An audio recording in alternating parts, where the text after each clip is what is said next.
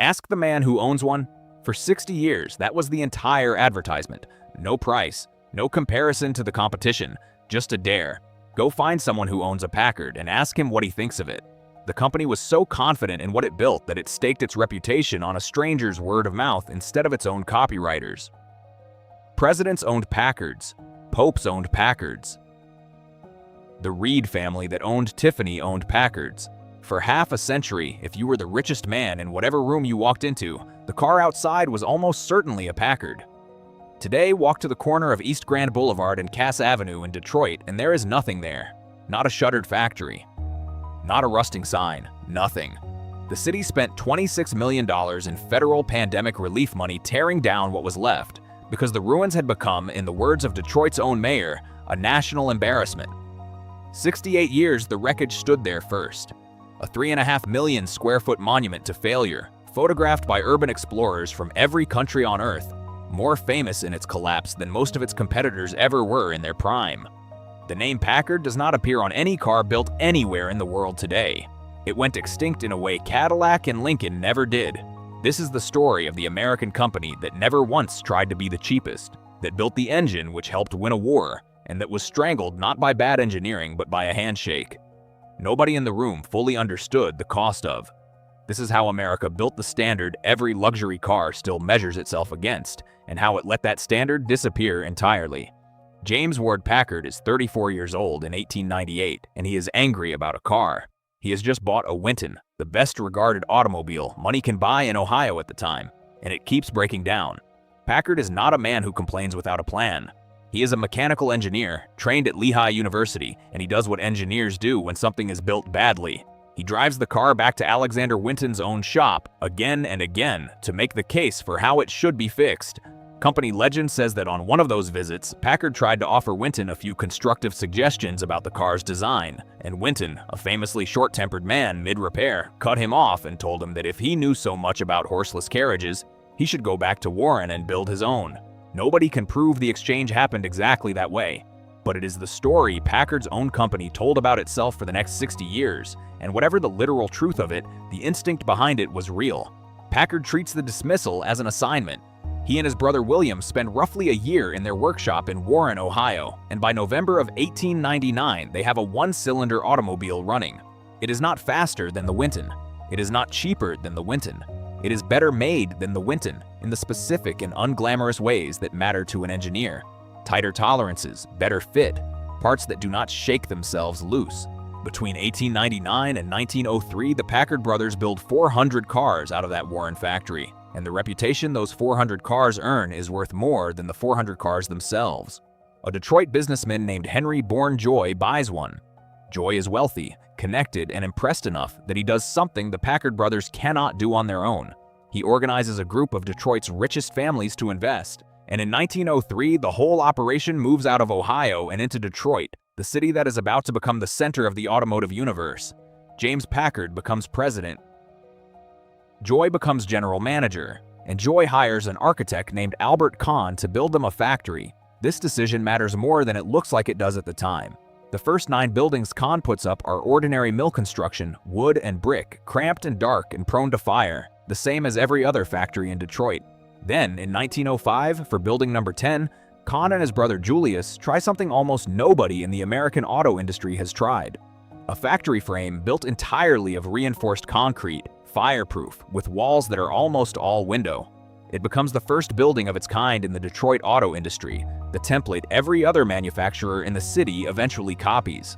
It works so well that Kahn spends the rest of his career designing factories for half the industrial companies in America, including eventually Ford's Highland Park and River Rouge complexes, the most advanced car factory in the city that would define 20th century manufacturing, built by a man nobody outside the industry has ever heard of, on a plot of land that in 2026 does not have a single Packard-era building left standing on it. Inside that factory, the man who defines what a Packard actually is arrives in the person of Jesse Vincent, hired as chief engineer.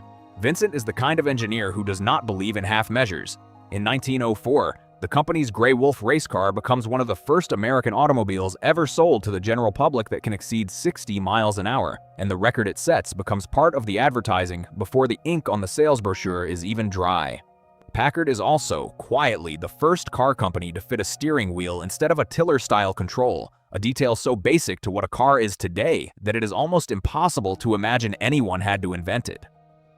But it is in 1915 that Vincent produces the car that turns Packard into the standard the rest of the American luxury market has to answer to. The Twin Six, a V12 engine, the most powerful engine ever put in an American production automobile up to that point. Smoothness was the point. A straight six of the era shook. A V12 did not.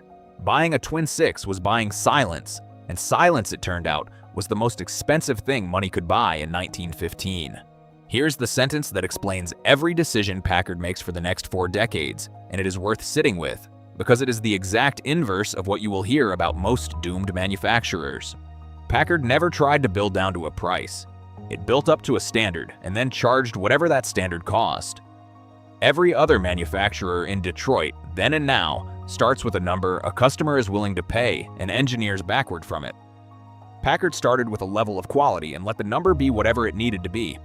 "Ask the man who owns one" is not a slogan for a cheap car. It is a slogan for a company that does not need to sell you on price, because it has already sold you on the fact that a stranger who bought one will tell you it was worth it. It works. By the 1920s, Packard is the undisputed leader of what enthusiasts call the 3 Ps, alongside Peerless and Pierce Arrow, the trio of manufacturers that defined American luxury before the Depression. Packard outlives both of them. The Depression kills Pierce Arrow in 1938, and Peerless gets out of the car business entirely years before that. Packard survives by doing something that will look, in hindsight, like the first small crack in the foundation. In the 1930s, it begins building mid-price cars alongside its flagship luxury line, chasing volume the ultra-rich alone can no longer supply. It is a sensible decision. It is also the first time in the company's history that the answer to a hard question is sell more, cheaper, rather than build it better. Hold on to that. It is the first time Packard blinks, and it will not be the last. And when it blinks again 20 years from now, it will not be a choice anymore. It will be the only option left. Then the war arrives, and for a few years, Packard becomes something closer to a national utility than a car company. Michigan's factories are already retooling to build tanks and trucks and aircraft parts, and the British government has a specific, urgent problem. It needs more Rolls-Royce Merlin engines than Rolls-Royce's own factories can physically produce, and it needs them from a country the Luftwaffe cannot bomb. Rolls-Royce licenses the Merlin to Packard, and Jesse Vincent's engineers spend 1941 figuring out how to adapt a hand-fitted British Aero engine never designed for mass production into something that can come off an American line at scale. It is not a simple job. The tolerances the Merlin was built to were achieved by craftsmen, one engine at a time, and Packard has to reinvent that precision for a factory floor. They manage it. Between 1941 and 1945, Packard builds more than 55,000 Merlin engines. Those engines go into Spitfires. They go into Lancaster bombers.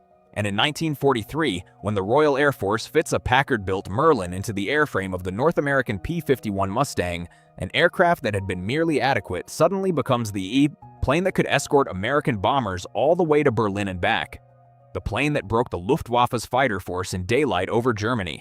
Historians still argue about which single decision did more to win the air war over Europe than the marriage of that airframe to that engine. The engine came from Detroit. It came from a car company. It came from the plant Albert Kahn built on East Grand Boulevard. If you are finding this as remarkable as I did putting it together, hit subscribe, because this channel is going to keep digging up the American industrial stories that got buried under the rubble of the companies that made them. Because what happens to Packard after the war is where this stops being a story about greatness and starts being a story about how greatness gets taken apart, slowly, by people who are not villains, making decisions that each make sense on their own. Victory in 1945 finds Packard in the strongest competitive position it will ever occupy again, and the company proceeds, almost immediately, to waste it. The post-war boom rewards exactly the kind of manufacturer Packard has spent 45 years refusing to be. One that can build a lot of cars, fast, and sell them to a rapidly expanding middle class instead of a shrinking pool of the ultra-wealthy.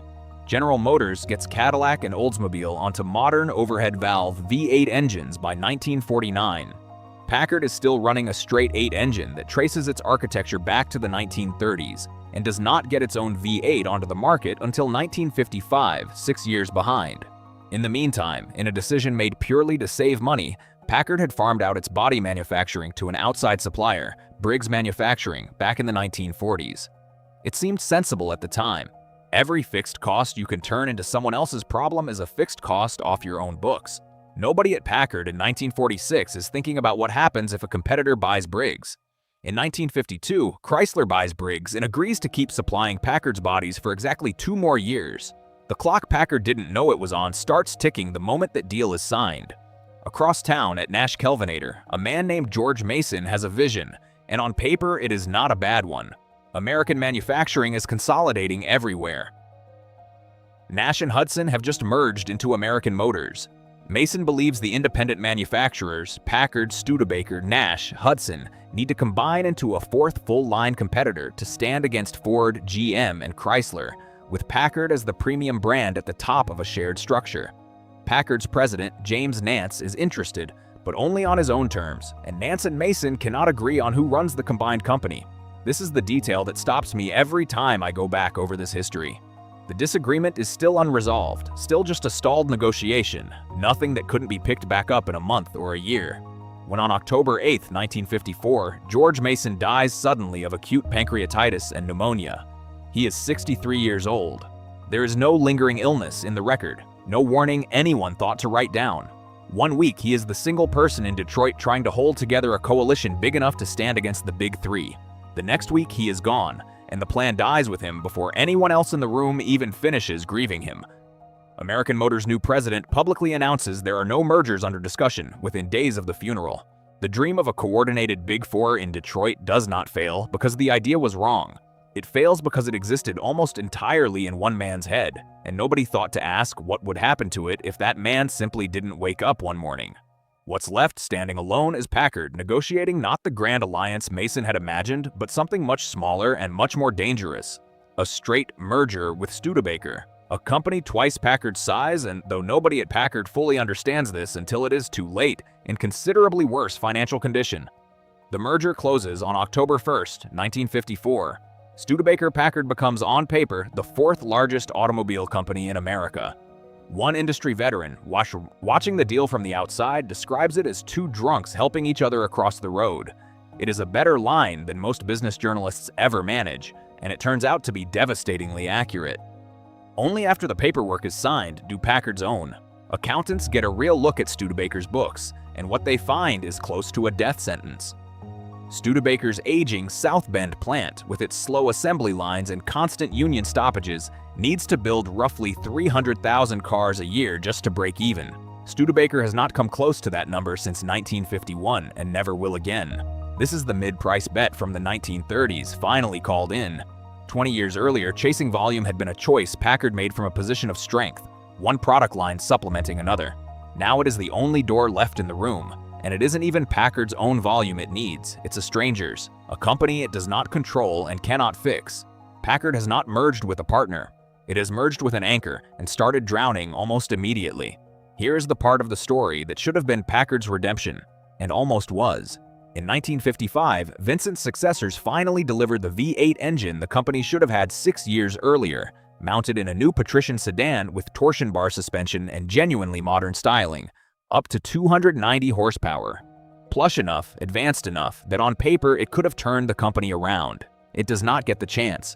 Studebaker is bleeding money from the first month of the merger and never stops, and Packard, drained to cover its new partner's losses, cannot fund the retooling those excellent 1955 and 1956 models actually needed to compete for years, not months. The banks that had always extended Packard credit through hard times start pulling their lines one by one, spooked by where the company is headed. When the last bank says no in 1956, the choice is made for them. Packard's president suspends manufacturing at the Detroit plant that spring.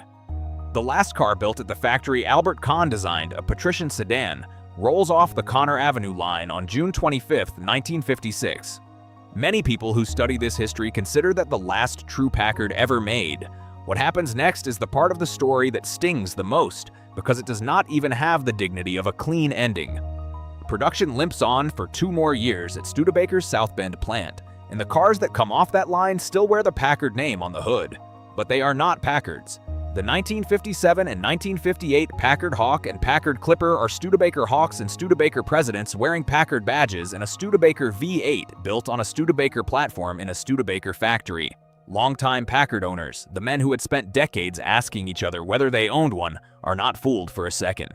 Only about 7,400 of these badge-engineered cars sell across both years combined, and in 1958, Packard is outsold by Checker, the company that mostly built taxicabs. In 1959, Packard automobile production stops entirely. The name limps along attached to a holding company for a few more years, until 1962, when it is dropped altogether and the business reverts formally to plain Studebaker Corporation, as if 63 years and a war-winning aircraft engine and a name that had once meant, "Ask the man who owns one," had simply been folded up and put away. What was left behind was the building. 40 acres, dozens of structures on East Grand Boulevard. For 68 years, it stood there in various states of collapse, stripped by scrappers, wandered by urban explorers with cameras, its clock tower bridge over the boulevard finally giving out and crashing to the pavement in 2019. It became, without anyone planning it, one of the most photographed ruins in the United States, more recognizable in decay than most surviving factories are while they're running. The city of Detroit spent $26 million in federal pandemic relief money tearing it down between 2022 and 2024. And Detroit's own mayor stood at a press conference on the rubble and called it a weight around the city's neck for nearly 7 decades.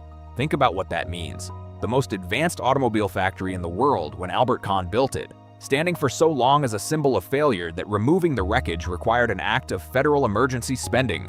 A well-preserved Packard from the golden years, a Twin Six, a mid-1930s 12, sells today for well into 6 figures at the right auction, sometimes far more. Collectors still study Jesse Vincent's engineering the way historians study any lost craft. But the company that built those cars does not exist, has not existed since 1962, and the ground where it was built does not exist either. Stand at East Grand Boulevard and Cass today, and there is genuinely nothing to look at. No factory, ruined or otherwise. Just cleared land, waiting on a redevelopment plan that has failed more times than anyone still bothers to count. Close your eyes. It is 1915, and the fitting room at the Packard plant on East Grand is quiet in a way no other factory floor in Detroit is quiet, because a Twin Six does not shake, does not rattle, does not announce itself the way every other car on the road does. A man in a good coat walks around the finished car twice before he says a word. He does not ask what it costs. He asks who else owns one. Open your eyes. The building is gone. The name is gone. The engine that helped a fighter plane break the Luftwaffe over Germany is a museum piece today, and most people who see it have no idea it was built by a car company at all. Nobody killed Packard with one bad decision. A war made it briefly essential. A rival's sudden death took away the one alliance that might have saved it. A merger made in good faith turned into an anchor nobody could cut loose in time. Each choice, on its own, made sense to the people who made it. Together, they took apart, piece by piece, the only American car company that never once tried to be the cheapest thing on the lot. It only ever tried to be the best, and for 57 years, it was. Ask the man who owns one. There is nobody left to ask.